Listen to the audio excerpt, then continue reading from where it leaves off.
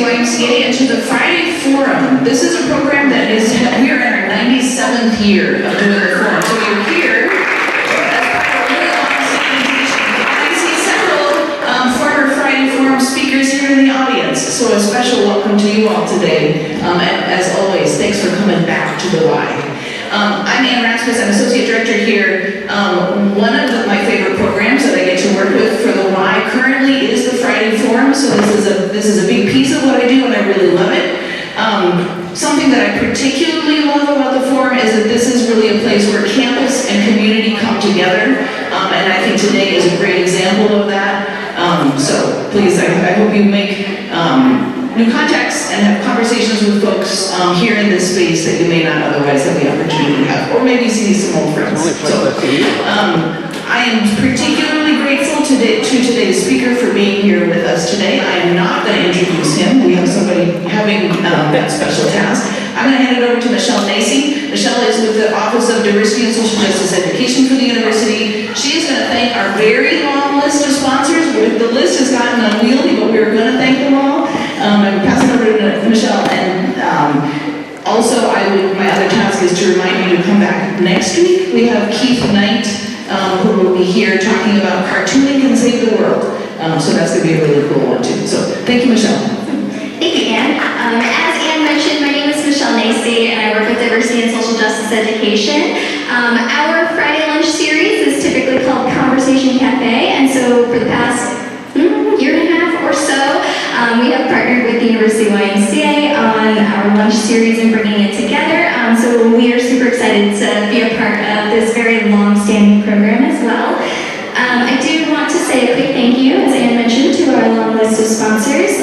So thank you to the Center for Advanced Study, the Center for Global Studies and U.S. Department of Education, Title VI grant, the Center for Innovation in Teaching and Learning, College of ACES, Counseling Center, Department of Religion, Department of Urban and Regional Planning, the Education Justice Project, the European Union Center, the First Presbyterian Church of Champaign, Gender and Sexuality Resource Center, Humanities Research Institute, Latino Studies, the League of Women Voters of Champaign County, Office of Minority Student Affairs, Office of the Provost, School of Social Work, the Social Action Council of the Unitarian Universalist Church of Urbana-Champaign, the Student Cultural Programming Fee through the University, Urbana-Champaign Friends Meeting, Urbana-Champaign Reproductive Justice, Women in Gender and Global Perspectives Program, as well as the Women's Resources Center.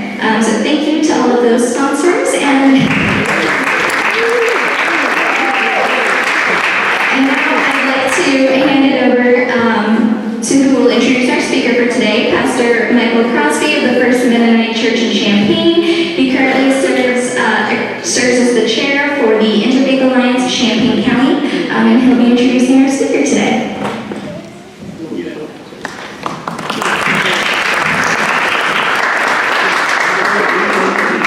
Thank you. As Michelle said, my name is Michael Crosby. I'm pastor at First Mennonite Church just up Lincoln Avenue over here.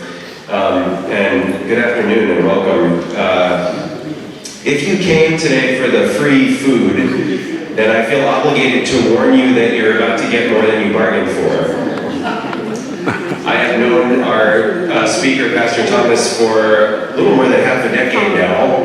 He's a colleague in ministry. We serve together on the Interfaith Alliance of Champaign County. He's, from time to time, an intellectual sparring partner, and he's a friend. On matters of faith and justice and politics, I am often proud to call Reverend Thomas both my leader and my teacher. Pastor Terrance, as those of you who know him know, is a truth teller of the highest order, which is to say he knows how to be brutally honest in the very best way possible. But I want to tell you, don't let that fool you, because if you came here today to hear him speak the truth, I promise that you will stay here today because he also has the heart of a chaplain. We're often encouraged to speak the truth in love, and lately when I hear that phrase, the first thing that comes to my mind is Pastor Thomas. A proud native of the south side of Chicago, the Reverend Terrance L. Thomas is an itinerant elder with the African Methodist Church and currently serves as pastor of Bethel AME Church in Champaign. In addition to serving as a pastor, Reverend Thomas is also the executive director of Building Community Life Center, a faith-based nonprofit in Champaign. Reverend Thomas is also the former president of the CU Ministerial Alliance and a 20-year member of Phi Beta Sigma Fraternity, Inc., where he serves as president of the Epsilon Mu Sigma chapter. A dedicated liberation theologian and unapologetic black nationalist. He's going to tell us what that means, I think. Reverend Thomas received his undergraduate degree in inner city studies with a minor in sociology from Northeastern Illinois University and a master's of divinity from Garrett Evangelical Theological Seminary with a concentration in African American church leadership. Currently, Reverend Thomas is pursuing his Doctor of Ministry in Pastoral Leadership and Community Engagement from Payne Theological Seminary in Wilberforce, Ohio, and he's a John Lewis Fellow at the Faith and Politics Institute. Before I make way for him, allow me to make just one more comment, perhaps as a way of setting up some pins for Pastor Thomas to knock down. My own tradition, the Mennonite Church, hasn't had a whole lot of connections, certainly not any formal ones, with the various traditions that we would call the radical black church, and that's to our detriment. I think the closest we came was in the 1960s when, for a very brief period, Dr. Vincent Harding called himself a Mennonite. And if you don't know Dr. Vincent Harding, you might know his words. He is probably most famous for being the author of Dr. King's 1967 speech, Beyond Vietnam, which was arguably King's most important work. But my adopted denomination, the Mennonite Church, betrayed its own radical roots when it failed to listen to Harding's call to learn from the radical black church of his day. Are we marching with the revolutionary beggars in the streets, he asked in 1967, or are we, quote, huddled behind the barricades of the status quo, praying the storm will soon be over so that life can continue undisturbed?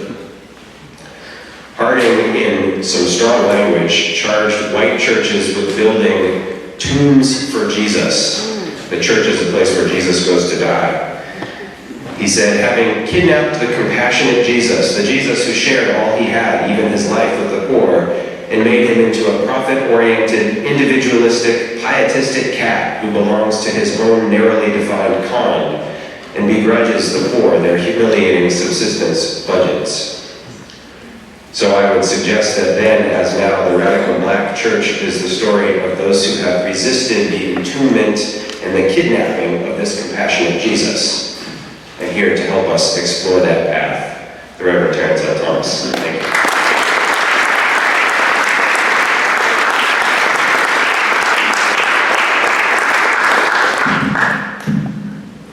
We want to be technical. I can sit down because he quoted Vincent Harding, and there's in the lesson. Since I'm here,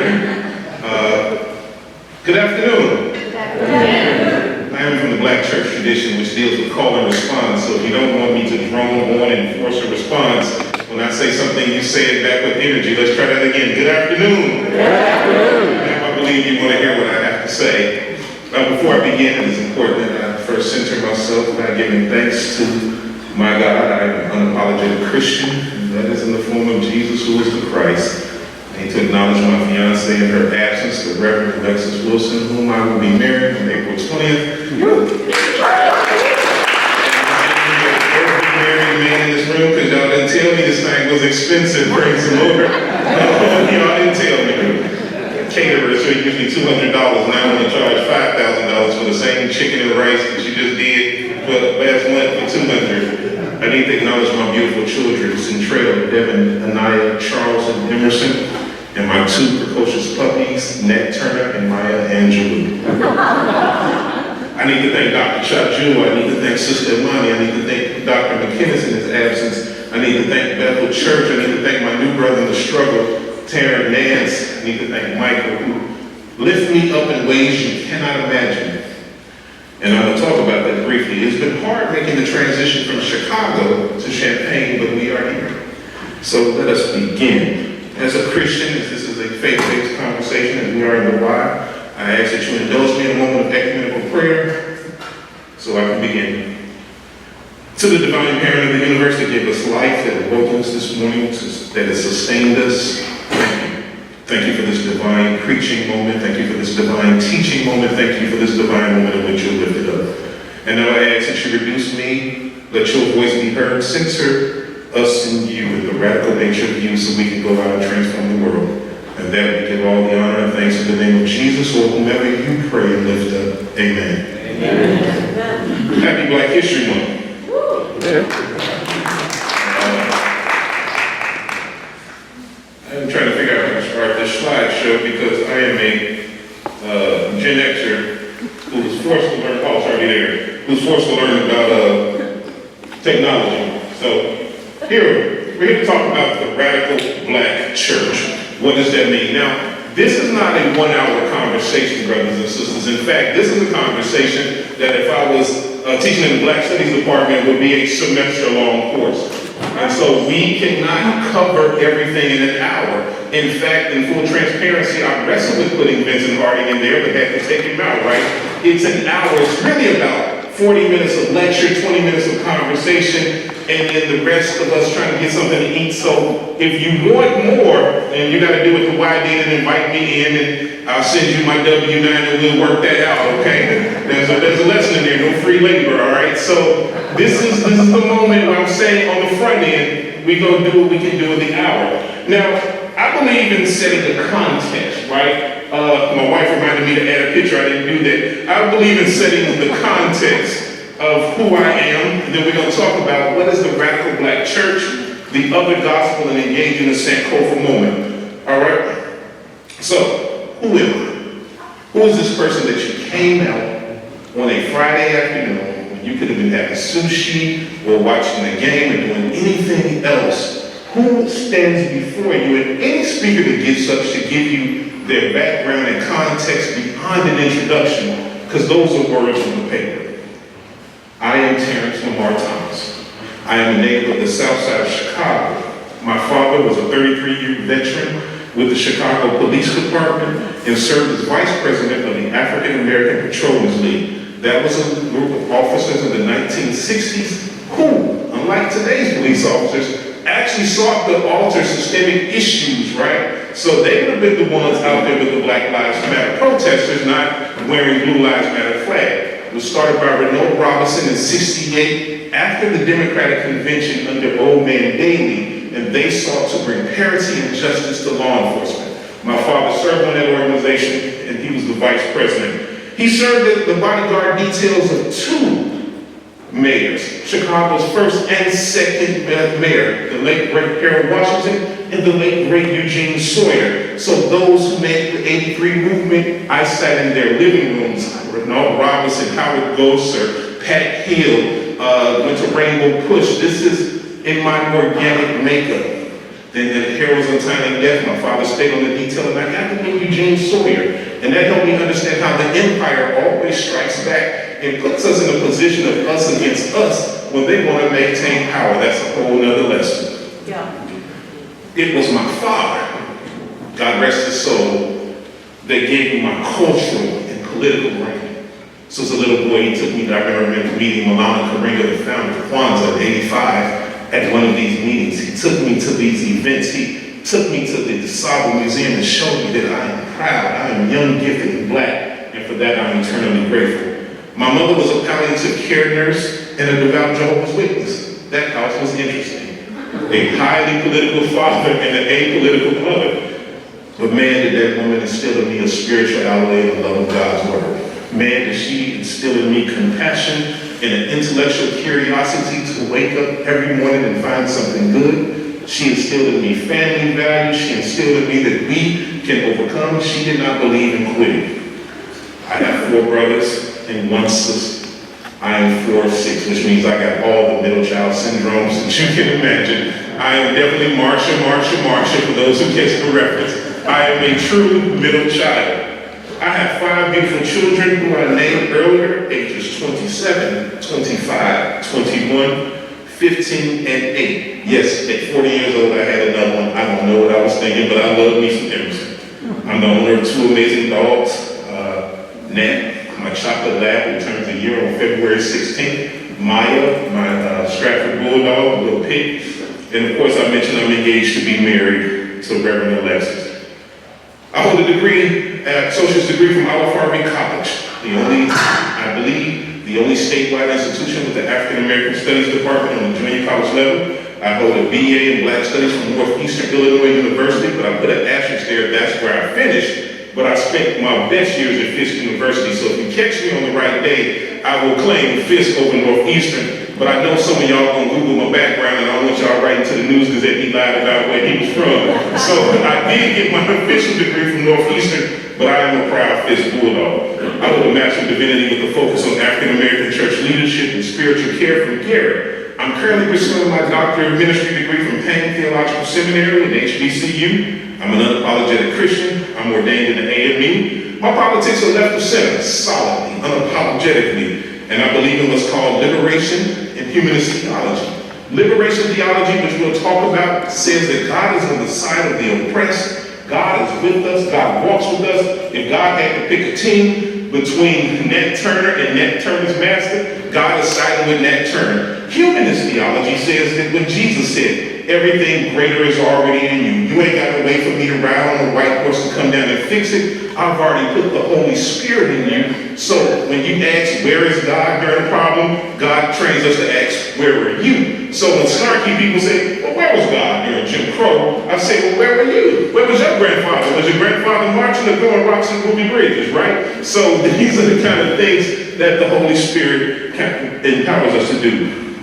And I center Black people in everything I do. So listen, I know we got a multi-ethnic, multi-racial group, but I'm talking about Black folks. So save that question about what about white folks, that's a whole other lesson today. In Black History Month, we talking about us.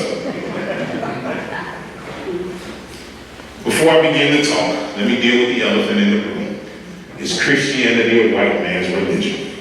Because somebody is thinking that right now. This brother sitting up there talking about the radical Black church, and he worships white Jesus, and that's a white man's religion. So, I intercepted you. Let's deal with that briefly.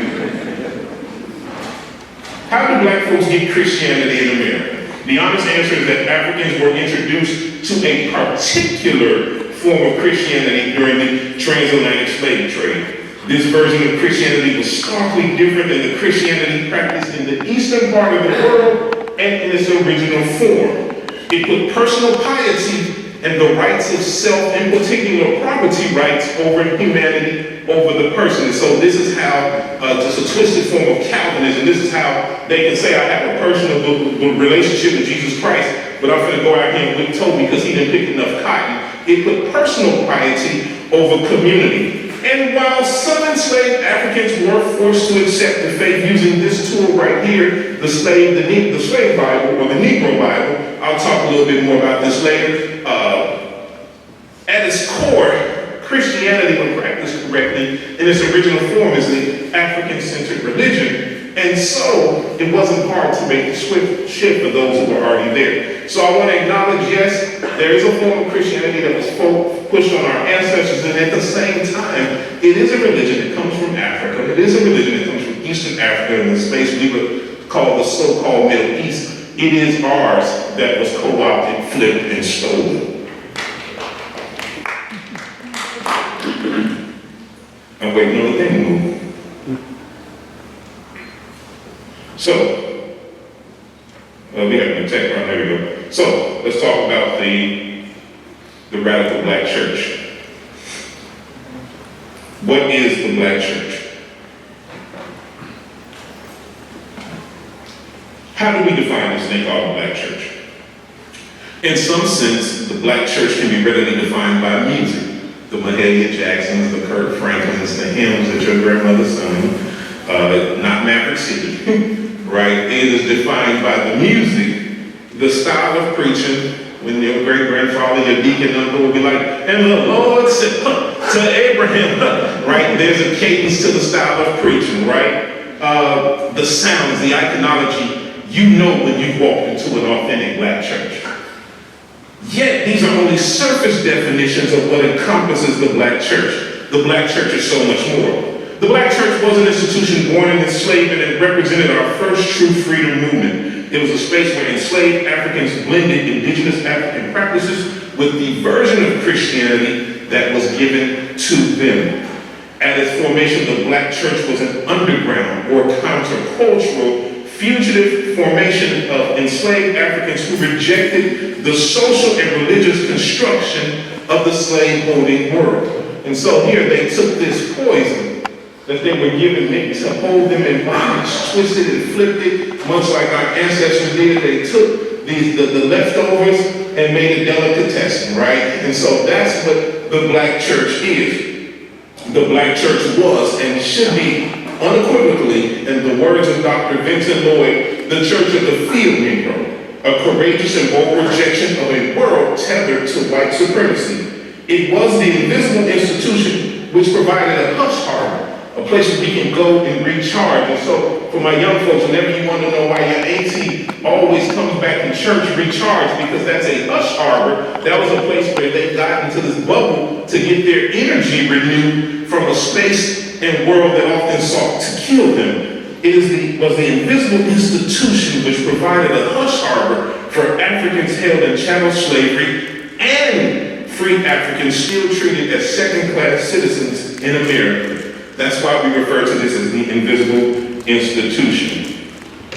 The invisible institution was the primary source of resistance for Africans in America. This reclaiming of the Christian tradition emboldened black folks to resist chattel slavery in both passive and active ways. In the passive sense, it inspired hope, determination, the will to live in a system that sought to kill them and their loved ones. It created and fostered a sense of community during a time when community was attacked and destroyed. On the active side, it inspired men and women like Denmark Vesey, Gabriel Prosser, Nat Turner, Harriet Tubman, and Sojourner Truth, and so many others to either aggressively advocate for liberation of enslaved Africans, use their voice to speak out against chattel slavery, and in the extreme and necessary cases, lead armed revolts against the evils of slavery. It also gave birth to many of the denominations we see today, of which I'm a part of, the AME Church. These denominations would also be instrumental in fighting against and attempting to alleviate the impact of chattel slavery. So, for the interest of time, I'm only going to talk about one of these folks. Did it show up on the screen? It does not. Okay.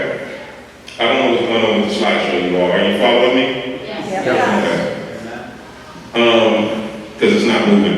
So, in the interest of time, we talk about Denmark Vesey. Denmark Vesey was a free African who lived in South Carolina. Denmark Vesey's faith and spiritual beliefs, the Denmark Vesey slide. Denmark Vesey's faith and spiritual beliefs led him to organize a revolt. His church, and this is where we're going to pause, and I'm going to give somebody a gift if they can tell me the name of this church. His church. Mother Emmanuel. Yes. Who said it? Mother Emmanuel. Not Sumiana. Come on and get your free book. Come on and get your free book, Don. There you go. Now you gotta come to the book study. Book study, right? Denmark Vesey was a member of Mother Emmanuel. And it was the church, the way they preached, they taught, that gave him the idea that we don't have to live under this system. And so he planned an insurrection that was betrayed. Mother Emmanuel was burned down and had to be rebuilt. So Mother Emmanuel consistently,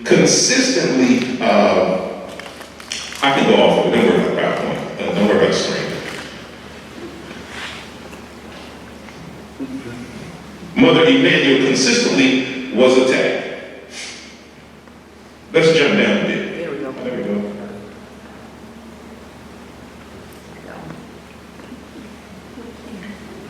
Yeah. But actually, we can go down. We all know Nat Turner. I'm not going to talk about Nat Turner's rebellion because I lost 5 minutes in the presentation. Okay, so just hit enter. Okay, right here. Thank you. So we know about Denmark Vesey. Nat Turner's rebellion. And I want to be fair because it wasn't just men. Women like Harriet Tubman and Sojourner Truth. We would identify them today as Christian mystics, people who see the faith in unique and different ways, and in a faith that pushes liberation, justice, and etc. So Sojourner Truth was a preacher. She's the one that used her voice passionately. She went around challenging not only white men on their behavior around slavery, she challenged white women. Y'all are just as complicit in this thing as the men are. Y'all, matter of fact, y'all are worse than the men in a lot of cases. And so even in her famous speech, Ain't I a Woman, we know Harriet Tubman. Harriet Tubman literally used to have blackout spells in which she professed that God spoke to her to lead her in a direction. That's why she never got captured. Right? And you gotta pause and give that some credence, because she kept going back behind enemy lines to free enslaved Africans. She had epilepsy. She would pass out, she would black out, and she would awaken and say, you know what? That's an ambush that way. We don't go this way. And sure enough, it was an ambush that way. She led the Combahee raid, a raid by the Union soldiers to free enslaved Africans, right? Nothing but the divine could have done that. You know, so I want to lift up that she was a Christian mystic. The invisible institution was theological, talked about God, it was cultural, it gave us what we needed, and it was political, the political defense against the white-holding slave version of Christianity, a misapplication of Christianity where the major was a major component of keeping folks enslaved. And one of the ways this was done, as I said, through the slave Bible or the Negro Bible. Enslaved Africans, for those who know the Bible, were restricted in what they could learn or be taught as it pertains to the Old Testament. So here's a fun fact. The first part of the Bible is all about liberation and justice.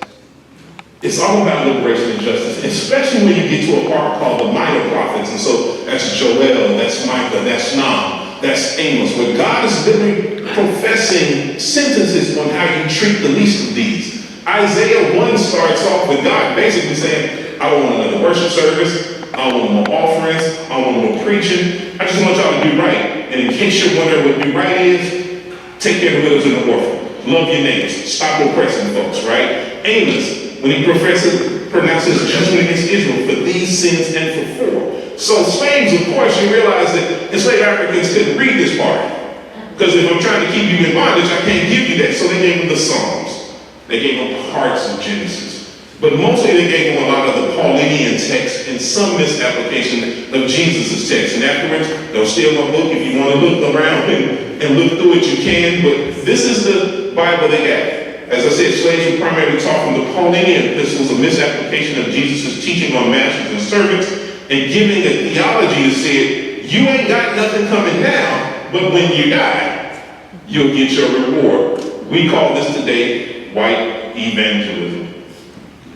So, the too long didn't read version can be said that for an institution to be considered a part of the black church, it must not only have certain aspects of worship and traditions, right? If your church is doing Maverick City, if your church is doing them dry, contemporary Christian music, it might not be black church. And that's okay, but we just got to name that. It might not be black church, but it also must do the following. It must have a belief that God is on the side of the oppressed and the moral arc of the universe bent towards justice. It must have a spirit of engaged liberation at its core.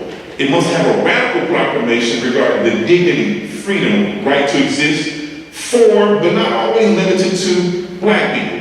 It must have a religious imagination. We must be able to see ourselves in the history of the world, the history of the faith, and in our sacred text, the Bible. So you'll often hear people say, God says it, that settles it, I believe it. That's not religious imagination. So as much as I didn't like the movie, I thought the book of Clarence was an excellent attempt at religious imagination.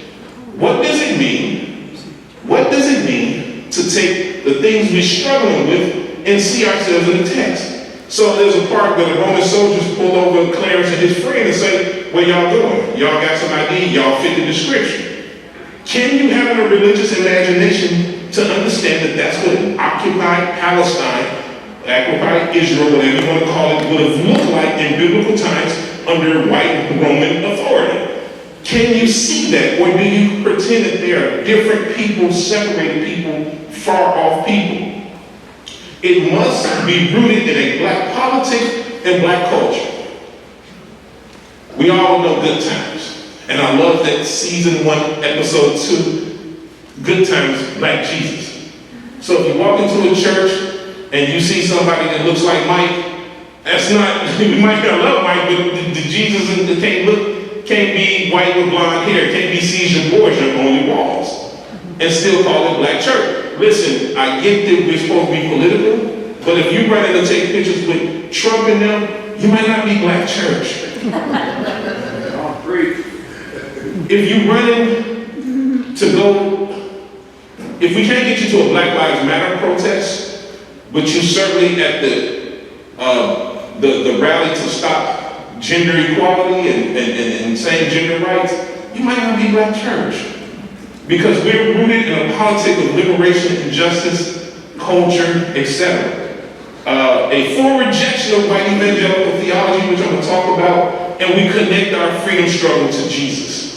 So when Mahalia Jackson and those in the civil rights movement changed those old hymns, I'm going to lay down my shuffling shoes down by the river show and I ain't going to shuffle no more, right? And play on that old hymn. When we changed those hymns into freedom songs, I know the one thing I did right was the day I started to fight, keep your eyes on the prize, right? Changing of hymns, because they're connecting the freedom struggle to Jesus, even when Kendrick Lamar said, we're going to be all right. Which is a play on hymns.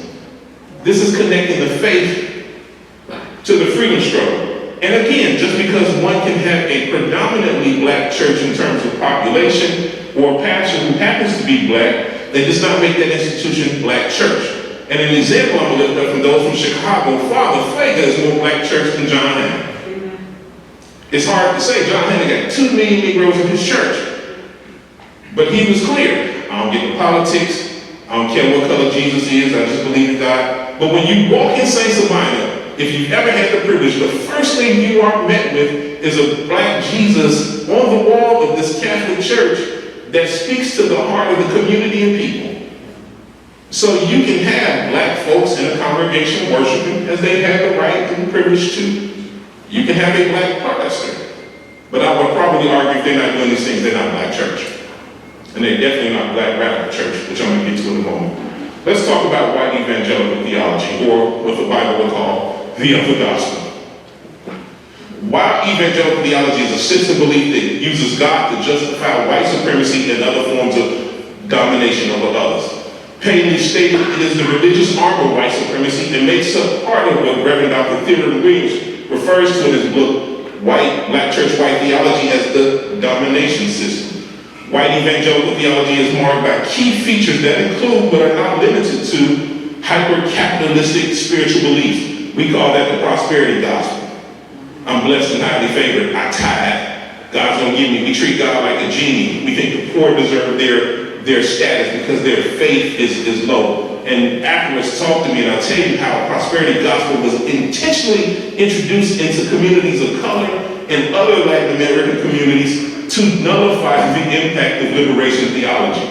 A hyper-focus on self over community. My personal relationship with Jesus Christ. I'm blessed and highly favored. Favored made fair. And none of that indicates community, but a personal piety that sets you above community. Hyper-patriotism and nationalism. This is a Christian nation praying over flags, wanting to bless the troops and praying over bombs, right? Many of us don't know that the bomb that dropped on Hiroshima and Nagasaki was blessed by a priest, right? So this is that white evangelical theology that blesses tools of war. And fun fact, though we talk about the horrible events of January 6th, that was not created that day. That was created in the church the Sundays before, with pastors like Paula White and John Hagee and Charles Stanley kept perpetuating the lie that their country was stolen and those people had a God-given duty to take it back. Hyper-patriotism that leads to destruction. The focus on conversion rather than discipleship. We must give people the gospel. Jesus is clear. You don't give nobody nothing. You offer it to them, and if they take it, great. If not, move around. So this forced conversion, you will be and adhere to our beliefs. We see it now. When those who run the government have this kind of the Handmaid's Tale, Gilead kind of form of theology, and they want to make laws for everybody else, you're going to accept our Christian values. It's a forced conversion. The centering of whiteness and European standards of worship, theological interpretation, iconology. So for those my younger folks, we know we've been fighting this on Facebook all the time. There's always some article where somebody's talking about that if your worship don't look like this, if your spirituality don't look like this, it's usually white adjacent, then you're out of order. The desire for dominion over others in the name of God, who has access to health care, who has access to control, etc. A focus on spiritual matters at the expense of current realities. So listen, we're going to go to heaven one day. I remember in the Battle for Hope Village, a pastor said to me, I'm not worried about the homeless and where they sleep, because see, if we get them saved, they're going to get a new home and a new body anyway. Current realities over some far off focus on spiritual matters over a current reality. The role of this other gospel in keeping the American social order unjust did not stop after the Civil War. Many of the people and organizations dedicated to uphold white supremacy take on the label, though I will question the label, Christian. Preachers such as William Joseph Simmons helped create organizations to protect white people in power. And so William Simmons, you probably know him best as the creator of the White Citizens Council, right? So his God-given duty to protect his way of life. I'm gonna jump ahead. I don't want to spend too much time on that. And so here, what does the radical church look like? I'm gonna leave you with 3 people today that I think will set you on your way to understanding the radical church. The first person is Dr. James Halcombe. Dr. James Halcombe, graduate of Arkansas, Philander Smith in Arkansas, graduate of Garrett, graduate of Union Theological Seminary, amen preacher, was impacted by the Black Power era. So when you all start talking to people and they try to tell you nothing came out of Black Power, it messed up the Civil Rights Movement, don't even listen to that. That's not true. A lot of things came out of that. This is one of them. Dr. Cone was the father of liberation theology, in particular Black liberation theology. Cone builds on other traditions to offer a theology and Christology that boldly and clearly puts God on the side of the oppressed. Cone offers 3 key points. God is black, both in a political construct as opposed to whiteness, and in human form. So in essence, hey listen, I know your grandmama loved that picture of white Jesus. That's incorrect. Jesus was a man of color. He was African. He was a brother. God is black. God is with us in our liberation struggles. So no matter how it bleeds, understand that the moral arc of the universe bends towards justice. God is with us even when we cannot see it, even when we may be losing, God is still with us. And lastly, it's part of our faith mandate, right? It's part of our faith mandate to overturn systems of oppression. So he's drawn on even things Jesus said. Jesus, no, he didn't lead a violent revolution, but Jesus was very revolutionary in the things he did and the way he engaged and antagonized the Romans. And he's saying if you follow this man called Yeshua Messiah, then your faith should represent that. The second person I'm going to leave us with, I got one more and then we can have a question and answer. I'm trying to give enough time for question and answer, is the Reverend Dr. Katie Cannon. Both Cone and Dr. Cannon are now with the ancestors. Reverend Dr. Katie Cannon was a Christian ethicist and student of Dr. Cone. Building on the work of Dr. Cone and challenging his lack of gender analysis in his work. So Cone did great work, but he was missing the conversation about the sisters. So Katie Cannon was one of his students and said, listen, we get all that, we get all the stuff you talking about, but we got black men in the church who's treating us as second class. And so she built on that work.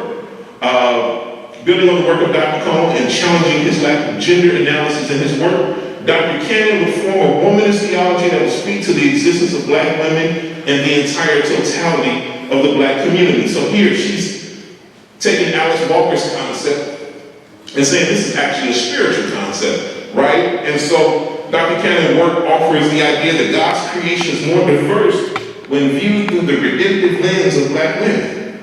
So she's saying, listen, I get that, brother. I get what you're saying, Cone, but the creation is expanded, the conversation is expanded when you take our lens in. Because we see things that you don't see.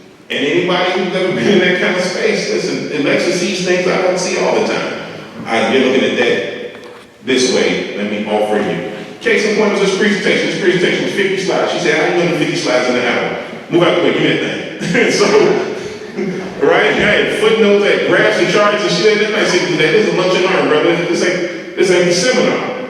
The last person I will leave you with is Bishop Yvette Flunder, a student of both Dr. Cone and Dr. Cannon. Bishop Flunder expanded on both of their works to include the LGBTQIA plus community and the discourse from God to God's creation. So she goes to both her mentors and says, listen, you guys got it right, but we have a story to tell in God's creation too. We are beloved and made in God's image too. And so now, how do we come into the conversation? Dr. Flunder agrees, argues, much like Kevin, that the view of God's creation is more beautiful when we include the lives and stories of our LGBTQIA brothers and sisters. Because if we're talking about the whole of creation, then they are part of that narrative. And she also puts it home. This is an oppressed community and God is on our side. And so listen, God is with us, just like God is with black men, God is with black women, God. And so she kind of rounds out the circle. So if there are three people I want you to take away and research and look, there's those three, right? I'm giving you starting points because y'all, some of y'all are students. This is where I want you to go. Let's go ahead and round home plate so we can open up the question and answers. So what does a black church, a radical one so what does a black church, a radical one at that, look like in this present reality? To answer this, we must have a Sankofa moment and look to the past and some of the things I talked about to get some idea on the future. The answer is that it must look like it did in times past. We have to get back to the spirit of that invisible institution that challenged the social order. It should be a church that serves not as chaplains to the empire. So we shouldn't be sitting at the table with presidents that want to kill people and harm people. We shouldn't be blessing bombs. In a time of social crisis, listen, I know we all want to be patriotic, but you will not catch this pastor standing around the flagpole praying. Because I'm not called to do that. We're not called to do that. I'm not a chaplain to the empire, but rather the black church, a radical black church, is a place that rejects the social and religious construction of the slave-holding world in which we're still in and its trappings. Here, the black church needs to speak with the boldness of Dr. King, as Michael mentioned, that challenged Lyndon Johnson and broke with him on Vietnam. Dr. King really had an epiphany after Chicago. We don't talk about the Chicago movement. The Chicago movement showed him that, listen, Boehner was great for the South. This was a different beast. And so he realized and was challenged by brothers in Watts and on the south side of Chicago, say, man, how you telling us our violence and our protests and our black power calls are wrong, and you ain't said nothing about Vietnam. In fact, you boys been doing all the killing. Dr. King said, you're right. And said, so I can never raise my voice again to talk about nonviolence if I don't speak out against Vietnam. So 1 year to the day of his death in Washington, D.C., no, it was in Atlanta, he broke when Lyndon Johnson denounced Vietnam. It should be bold enough to disrupt the status quo as Reverend Jesse Jackson did with his attempted runs. Now listen, we don't, by today's standards, that was not radical. But in 1984, Jesse did something. It wasn't symbolic like Shirley Chisholm, and I appreciate Shirley, but Jesse said, y'all Democrats don't respect us. So his run grows out of the Chicago run when in 83, Chicago's the hotbed of the Democratic Party, always has been, always will be. When white moderates and liberals rejected Harold Washington and sided with Berman and Daley, Jesse said, y'all don't respect us because you don't have a peer on your level. And so he shook up the status quo. Jesse said, I never went in, but I wanted them to know I was bad enough to get in the ring with him. And in 88, if we look at it, he came this close to beating the caucus. Right? So, again, by our standards today, it may not seem radical, but for 84 and 88, it was definitely radical. It needs to be open and confirming like Dr. Pamela Lightsey and Dr. Bishop Yvette Flunder, and encourage us to decolonize our faith, such as the late Bishop Pearson. It needs to be in the streets fighting for the least of these like Father Flager, and fighting for the soul of this nation if you choose to do so like Reverend Barber. And when necessary, it must even say goddamn America like Jeremiah Brown. This is the fun fact, y'all. The idea of a black radical church is a redundant term. If it's not radical, it's not the black church. Y'all sat through this for an hour for me to tell you that the concept of theory is redundant. If it's not radical, it's not black church. is not a black church, then it's not the religion of the field Negro. It is a church made up of black people that does not embody the religion of the field Negro. And such a church is nothing more than a white evangelical church in black space. It's as simple as that. I thank you for your time. I want to honor the Q&A. So that's the end of my presentation.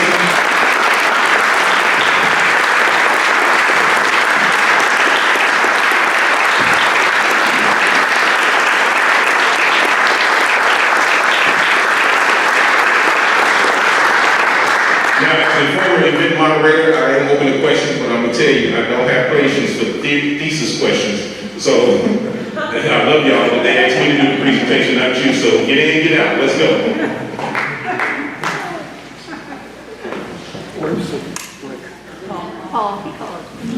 Okay. I wanted to remind something from history that is given short shrift. The Birmingham phenomenon, the bombing that killed the church, the kids. The thing that's left out is that church was going to be a voting site the next day. It was. Yep. And it's part of the bigger struggle, it seems to me. And we're in a situation where voter suppression is still as rampant as and needs as much opposition as then. So that's not a question that you can react, and I'll pass it to Monty. Hi, I just wanted to appreciate you for bringing up the issue of the war against Gaza. And I saw, was it last week, that 100 black pastors sent can you say something about that? So contrary to the Israel, without going into a deep lesson, not every black clergy is pro-Israel. And so there are those of us who understand that this is a genocide. This is a colonization. This is some things that are harmful. And so 100 black pastors are signing a notice calling for a ceasefire. In fact, I have a call with one of them to try to hop on. We're pushing our congresswoman to push for a ceasefire. Call it. And so the long story short is there, not all of us. And I think what happens is because all of us don't have a Tony Evans platform or R.A. Vernon platform, we make the assumption that they're all for. But that's not the case. I would argue that it's probably 60-40 moving towards 50-50 on this issue. I, for one, am unapologetically pro-Palestine. While I understand how those in Israel may feel, the fact of the matter is the Palestinians haven't been in the open air prison. The fact of the matter is that when you push people to a point, they will respond. And so I often ask, what would we say about Nat Turner's rebellion today? What would we say about the Haitian Revolution? It's always a problem when people of color do it. But every 4th of July, they pull out the barbecue grills to celebrate the same thing. I don't want to change the end and get fired. I'm like, damn, I got my friends fired. Another question. We got a few more minutes. Did I break the room?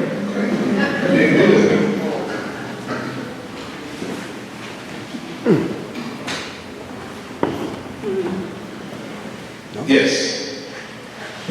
So, Leah, bring you the mic. so we can pick it up on the recording. Got it. So, if we're in agreement that that's what we believe the church is, the radical church, what's our next step? When you say "our," who? Any of us sitting here? I mean, you were just talking about Palestine, so I didn't know about Oh, okay. We talked about. political or social or... So I think that what we can do is one, not underestimate the power of our voices. So I think we should push, we should petition. I know Urbana was writing up something. I think we should get involved in it and let them know. Now, the support of Israel is wholesale baked into the institutions, right? And so unfortunately, it could have been during Obama's term and he would have been up there talking about pro that, they have a right to do what they do.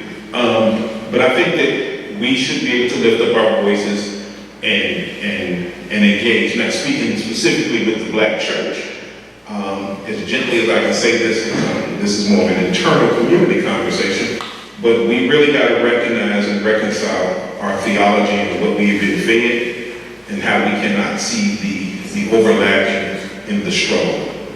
And that's what I'll say. Yes, ma'am.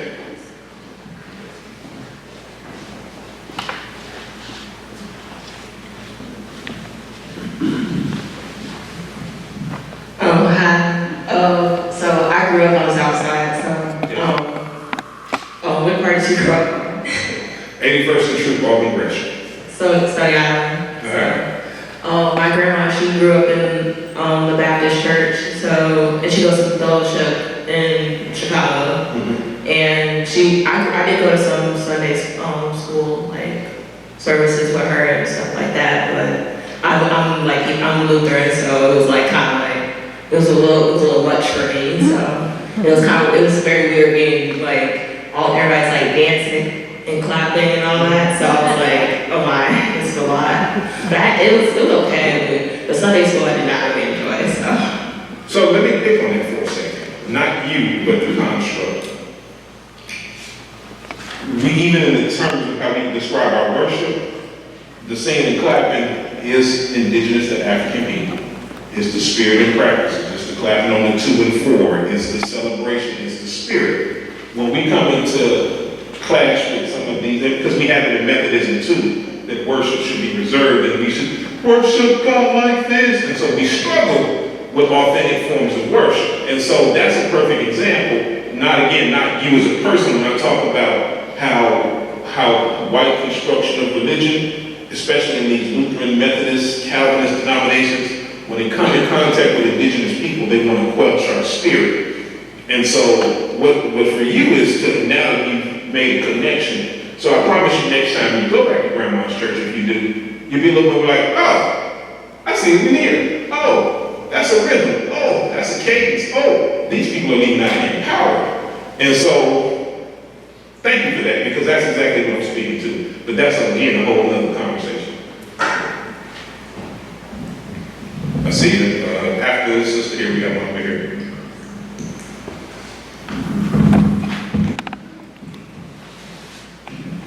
I think at the beginning it was mentioned that you are a critical person, but in a loving fashion.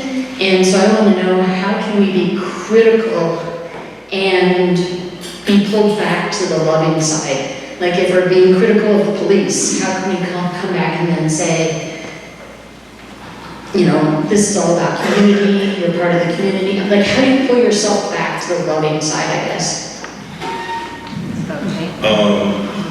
As almost as out of context it is to quote this, it's business, not personal. And so, let's use the police. As a pastor, I empathize with the police because I have seen where 1 or 2 pastors ruin it for everybody. And so one pastor steals some money, one pastor has sex with a little girl, and now every black pastor is a thief and a pervert, right? But then I have to acknowledge that a pastor stole the money, and a pastor stayed with a little girl, and if I did not call that out, then I am complicit. So when I talk to officers, and I have good friends who are police officers, I say, listen, I get it, man. You ain't out here beating black people with nightsticks. You actually do your job and go home. But when Officer Zabinski or Officer Johnson, brothers do it, or Officer Martinez or whoever, do you snatch them up? Because I grew up in the context where African American Police League snatched them up, and they called it out. Or do you say, you don't understand? But then you got to take the heat. So I think I also think we try to separate love from critique. And I think because I love you, I critique you. Right. So again, going back this morning, hey babe, I'm a little anxious, can you look this 5-point over? She looked that thing over and said, baby, I love you. But you're going to run out of time by the time you get to slide 6. And Jim and Ed going to be mad. So, delete, and start deleting slides. But in her love and wanting me to succeed, it was critical. I would argue, are you open to the critique? Because I think these institutions aren't open to the critique. And so when hey man, listen, you're my friend, I love you, but you knew that, were you out there that night that the police beat up that guy? What are you going to do? Hey uncle, I love you, but you're kind of racist, and normally I wouldn't care, but you are the VP of the bank. Hey, Mom, I know you struggle with black women, but aren't you the school superintendent? I love you, so I'm going to critique you, because I want you to be better. And same with Israel, right? Same with Israel. Terrance, Pastor Terrance, I want to speak to one thing you said a couple of times. So I'm Jim Hingelron, I'm the executive director of the University YMCA. You don't make us angry, you don't make us upset, you don't make me worry. This space is here for you to say what you have to say. We work really hard at this organization to make this a space where voices can be heard on these critical issues. We want you to help people here discern for themselves the importance of these issues, how they feel about it, how they want to act toward it to try to resolve these issues. That is different than if the University Y says we're going to take a position on that, and when we do that very thoughtfully. But we want you to speak openly, honestly, candidly, with anger, with a sense of hope and aspiration. If you can't speak truthfully here, there's not a place in this community that you can speak the truth to power. We want that to be this place. So I'm really thankful for you here to do that with us today. It does not make me at all concerned. Okay, good. You're good, Jim. I love you, man. So y'all go over here and I see you then. Oh, you want to go and then you want to walk it over there? How do you want to do it? It's okay. Well, I'll take it to her first.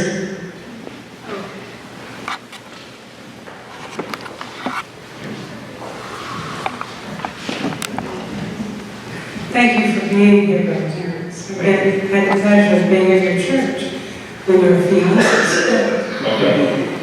Being a Southerner, and we had more creatures than stray dogs or cats. In my family, I suffer from religious trauma. Okay. And some of that trauma is centered around I'm sorry, you made a statement. Some of the things I have to say are in-home, in-house conversation. This is kind of in-house, but the self-aggrandizing of the male, black male, and all of that, and just empowering the black man. How do you suppose this conversation would have been received if you were in that presence in 1960, 65, when the black man, as I grew up here, some are chosen and some just go. In that environment, how do you think this conversation would have been received? I'm not going to answer it, but I need my elder to give me grace. She knows who she is. I don't even have to go back to 1965. I can look at the demographics of this room and tell you that it would not have been well received, in large part for a number of reasons, and this is where the love critique comes in. The black church is the one place where black men who generally don't have power have unfettered power, unfettered influence, can be. So one of my mentors, who, if he was alive, he would be mad that I didn't do this presentation in a suit, would talk about with tears in his eyes that how he was a boy working at the factory, but when he came to church, he was Reverend Tyson, right? So that gives me the empathy part. Now, I think where some of the other struggles have happened is that the empire really did a number on our clergy, in particular, post-72. And so, if I get 5 minutes to break this down. So, in the aftermath of the liberation struggles in the 60s, there was a kind of conversation among the right, what's going on? How did we lose our country? Because you can look at what happened in the 60s and 70s, this thing came this close to tipping, right? And they said, well, the folks believe God is with them. Literally, when you come out of a church to march for your right to vote, something happened in that church that led you to the right to vote. Dr. Chandra talks about growing up in Peoria with a preacher with whom they play on the founding of the AME church. And the young people will come out and they're like, we're going to start something too. You got to quell that. And no amount of killing and murder in prison going to do nothing if I believe God is with me. So I got to give you something. So around the late 70s, early 80s, they started testing in Latin American countries a little something called prosperity gospel. And this gospel says, listen, I understand all of the stuff in justice is wrong, but you still poor because you don't have a personal relationship with Jesus. See, your revolution is stalled because God ain't with you, because you ain't saved. And so that began to take root because revolutions stall. Sometimes you lose a battle. And then over time, you get this rise of conservative priests and preachers in Central and Latin America, Southern America, that starts speaking against the revolution and starts siding with the Western powers. If it works over there, it works over here. So you see men like Reverend Ike. You see the rise of the mega preacher with 7 rings and the Cadillac. That wasn't our norm back then. Sure, we took care of our ministers. I'm sure if I was in your church back then, they'd have made sure Reverend Terrance was fed, but I wasn't driving no 17-foot car with the cake. That's a specific creation designed to kill the revolution and liberation spirit and for people struggling with crack. Government backlash, the impact of COINTELPRO, they might be right. They done killed King, Freddie Hampton, Malcolm X. Nixon done won again. Now Ronald Reagan is popular. How the hell? And what makes it even worse, amazing is all these preachers that a lot of these brothers like Charles Stanley, John Hagee, John McWhorter, Wayne Woodard, the moral majority pack, Robert 700 Club, they get together and they start pushing this in mass. So there's a reason that the 700 Club is playing in inner city TV stations. And your grandmama loved Jesus, so she's not paying attention. She's washing dishes and making you breakfast, and she turned it on the 700 Club.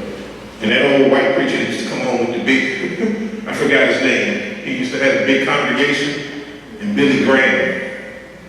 And all grandma wanted to do was just wash dishes, make you breakfast, and love Jesus. But that starts to play a role. And so, that's how we get here. I hope I answered your question the best I could. Okay. Dr. Chadwick? Yeah, Reverend Thomas, you said at the beginning that you would explain black nationalism and why you're a black nationalist. Could you? We remember. It did. So I do believe that we need our own economy. I do believe that we need our own nation. I do believe that I censor black folks. Now, I realize that a race-based program like that has its limitations because everybody who's skin ain't kin. But in the simplest terms, because I know you're just picking on me, I believe that black folks, we need our own. And so let me do it this way.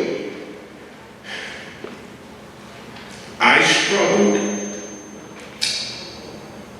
I'm trying to remember what election it was. It was a black candidate and a white candidate. It was back in Chicago. And I'm trying to remember what election it was. I think it was one of the mayor elections. And the candidate, and this is, he's bad, because Mayor Daley, the son, was the most incompetent mayor in the history of mayors. The dude was worse than Daley. But I was like, I can't vote for this white man. I gotta vote for my brother. And so I'm going to vote in sideways 9 times out of 10 unless you got the keys or something. And I know it's disastrous. So I would have voted for Biden over Ben Carson, right? But all things being equal, that's where I'm gonna go. But where it does, and I'm open about this, it gets you in trouble because you miss class, you miss politics, and people can hide. So I'm a black nationalist, but I think if I had to put it in quantification, it's about 85% now, because I understand that. I mean, I think I posted it here that recently, every organization is black ain't for black people. That's an internal thing, but just because it got black folks in it and black folks running don't mean it's pro-black. So. Thank you.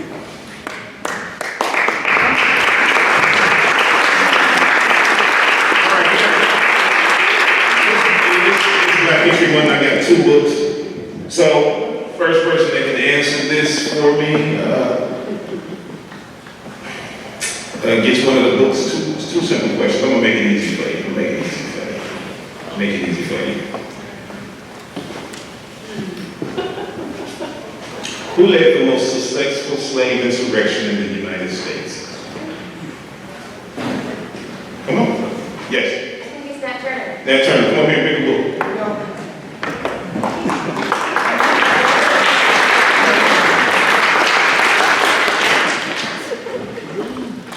Last question, last book.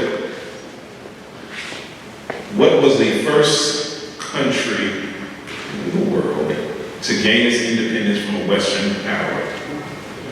Haiti. Haiti, I don't know who said it first. I think he said it first. Okay. Thank you. Thank you. Abraham Lincoln only recognized Haiti because he wanted to send black folk there. Absolutely correct. I thank you all for this opportunity. Might as well go ahead and plug it. So if you like this, we'll be starting the Communiversity real soon. And Monty, soon enough, raise your hand. We'll be part of an organization in Bhutu. We just got a grant, and so we'll be doing these kind of lectures and teachings full scale in the next couple of months. And so if you want to know more, come out and get more. Michael and I teach a Bible study every Thursday called the Beloved Community Bible Study, in which we use that book, Resurrection Hope. We just did one, The Politics of Jesus, now we're doing Resurrection Hope. The Beloved Community Bible Study does have some ground rules, and so if you want to come see one of us and we'll talk about it, we would love to have you. And I thank you for your time this afternoon.